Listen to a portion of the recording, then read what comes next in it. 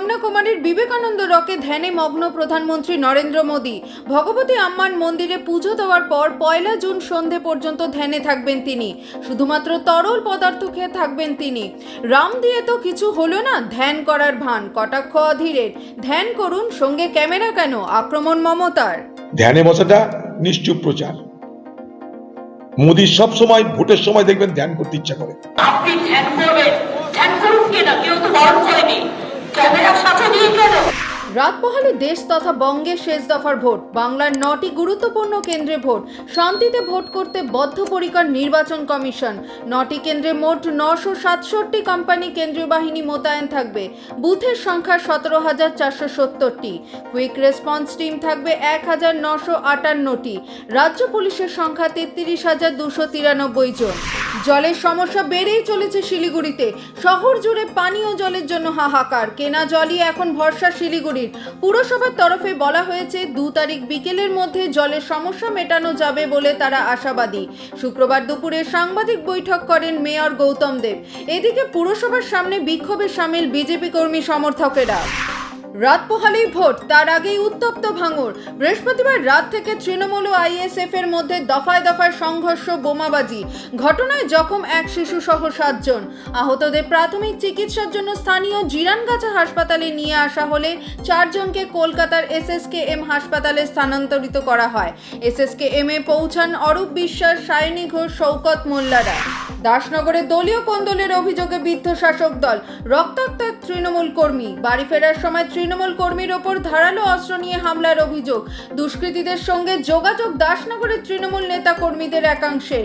প্রতিবাদ করায় হামলার অভিযোগ আহত তৃণমূল কর্মীর। অবিলম্বে হামলাকারীদের গ্রেফতারের দাবিতে দাসনগর থানার সামনে বিক্ষোভ। অবশেষে গ্রেফতার জেডিএস-এর সাসপেন্ড সাংসদ তথা প্রাক্তন প্রধানমন্ত্রী HD দেবগৌড়ার নাতি প্রজ্জ্বল রেভান্না।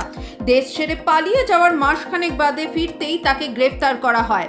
শতাধিক মহিলাকে ধর্ষণ, যৌন নিগ্রহের অভিযোগ রয়েছে তাঁর বিরুদ্ধে।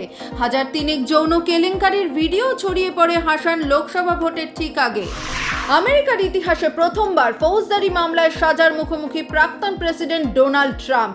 আগামী নভেম্বরে প্রেসিডেন্ট নির্বাচনে প্রতিদ্বন্দ্বিতা করতে পারবেন কি ট্রাম্প? আমেরিকা জুড়ে শুরু জল্পনা। তথ্য গোপনের উদ্দেশ্যে ব্যবসায়িক নথিপত্রে জালিয়াতি করার দায়ে ট্রাম্পকে দোষী সাব্যস্ত করেছে নিউ ইয়র্ক আদালতের 11 সদস্যের জুরি বোর্ড।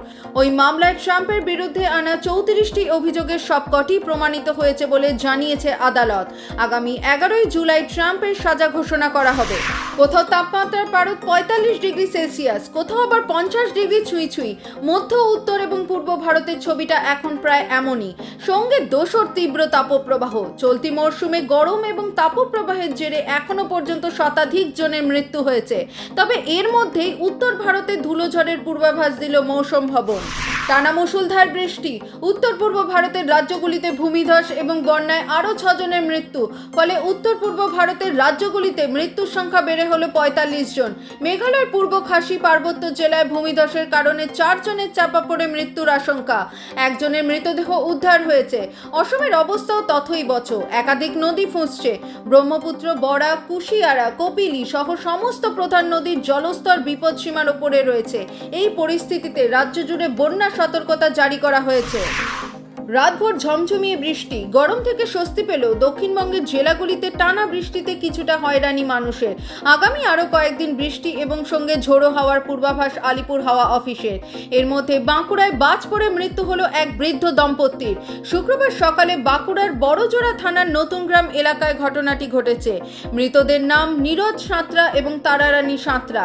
এই ঘটনায় এলাকা জুড়ে শোকের ছায়া নেমে এসেছে।